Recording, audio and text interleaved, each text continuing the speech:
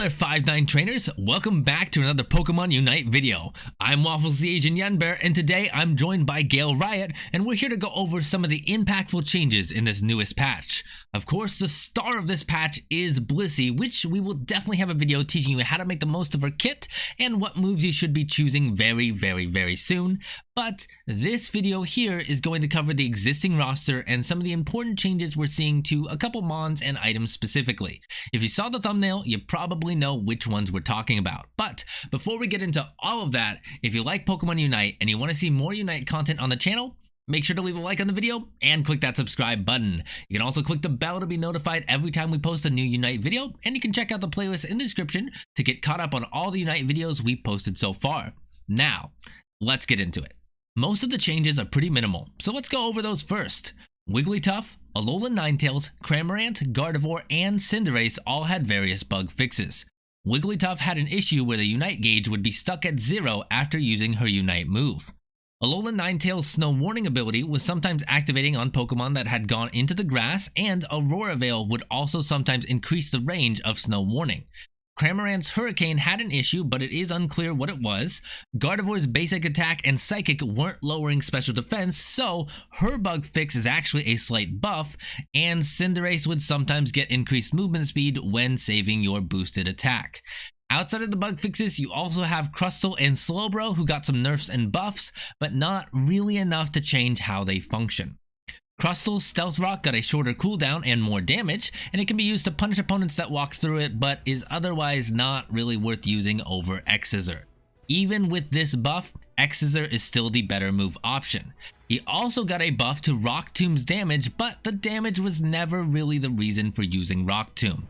Both Rock Tomb and Shell Smash are valid options, but Rock Tomb was used to trap opponents, and Shell Smash was used more as a movement tool to chase after enemies or to run away. I don't think this buff really affects which of these two moves you end up choosing, so if you were going to go with Rock Tomb, you're still going with Rock Tomb. If you were going to go with Shell Smash, you're still going with Shell Smash.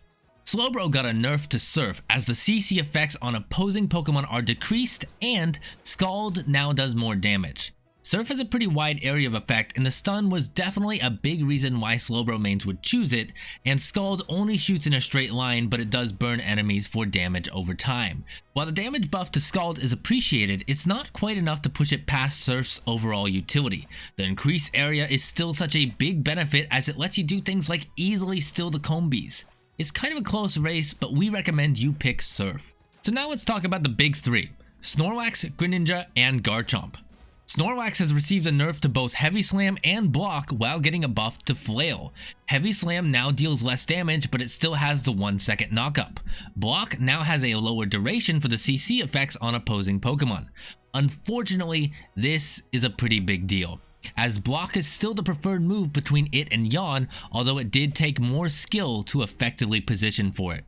You're still going to want to pick Block, but you do need to be a little less aggressive with it. It can still keep Pokemon from getting past you when you need to protect a point, like when you're using your team to fight Zapdos or Dreadnought and need to keep the enemies off of it. However, it is much easier to punish you when you use it aggressively, like pushing your opponents out of their own goal into the slow zone, although that is always quite fun. Keep an eye out for opportunities where you can push your opponents against the wall, as you should still be able to lock them in place if they can't back up out of it. However, if you do it in an open area, they should be able just to back out and they won't be stun locked.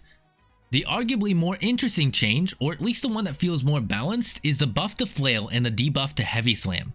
Flail increases your damage even more than it already did, while Heavy Slam's debuff to damage while leaving the movement and cooldown alone make for an interesting choice.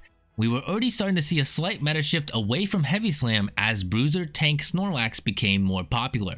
The increased damage from Flail was already pretty decent, even when you were staying pretty healthy. However, those who picked Heavy Slam were often using it as a movement and stunning tool. It would allow you to jump in and initiate a fight, chase down enemies, and even get away from people coming after you. The damage was certainly appreciated, but it was not the main draw, which leaves players in an interesting position. Which move should you choose? The great thing is that both these options are valid, but it depends a lot on how comfortable you feel positioning with SNORLAX. With Heavy Slam's reduced damage, it's now a supplementary tool that you can use to correct your own positioning if you overstepped or you aren't where you need to be.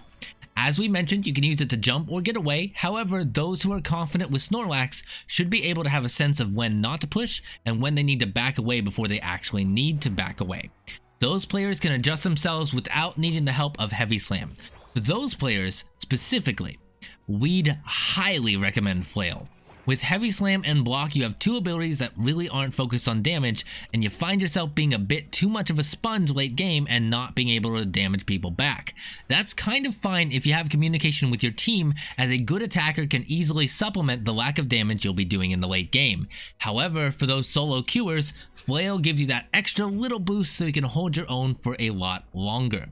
The items for Snorlax are basically the same as before. You'll want items that boost your tankiness, but something fun to try out is Score Shield and Eos Cookie. If you use those to help you score a lot of little goals early on, you can significantly boost your own HP by the late game.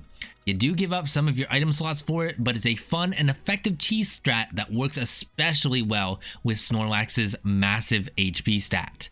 One more small change to Snorlax to mention before we move on is the nerf to his Unite move. He heals less now, but it doesn't fundamentally change how you play it. You still want to use it to tank hits and keep enemies busy. Greninja got one big nerf to Smokescreen, but he got a nice buff to Double Team. It seems like the development team behind Pokemon Unite is trying to balance out a lot of the options each Pokemon can choose from, and you really notice that with Greninja. Smokescreen was slightly preferred by Greninja mains, as Double Team had one fatal flaw. Auto target will still hit the real Greninja even if they're using Double Team, so Double Team was useless in the upper levels. Unfortunately, if that's a bug, it wasn't fixed in this patch. So in theory, both of Greninja's escape options are great, but in practice, that issue with Double Team makes Smokescreen still the clear choice. It just makes Greninja slightly worse than he was before. Water Shuriken did get a buff through a cooldown decrease and an increase in how much damage it does. However, much like Double Team, Water Shuriken has a glaring issue. You only shoot in a straight line and the damage happens in 4 shots, which means you need to track and follow the enemy's movement the whole time. It can still be pretty easy to miss your shots, but very skilled players will be able to make the most out of this buff. However, it's unlikely that we see this having an effect on how Greninja plays in anything but the upper levels of Ranked. Now, let's pass this on to Gale Riot. Alright, now onto the boy Garchomp. They surprisingly buffed Garchomp considering the already well-known fact of how strong he can be, especially late game, as he can easily solo Zapdos and the 2 mini bosses of Dreadnought and Rotom, along with the fact that he can easily get in the mix against the opponent team. As such, Garchomp was already an extremely strong character before the patch, and now he's even more stronger with these great buffs, and we're likely to see him being used even more so.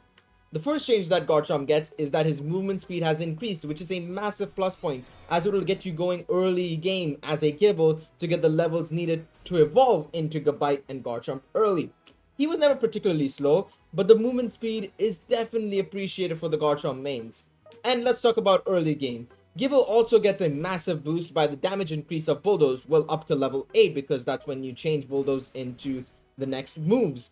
And as such, this is a huge boost for a Gible and Gabite. You're gonna not get pushed around as much, and this is gonna be extremely beneficial. I still believe, however, Sand Attack is the better first attack option compared to Bulldoze, due to it increasing your attack speed and slowing the mob/opponent down on hit. However, you will still get Bulldoze pretty quickly at level 3, so you can still utilize it up to level 8.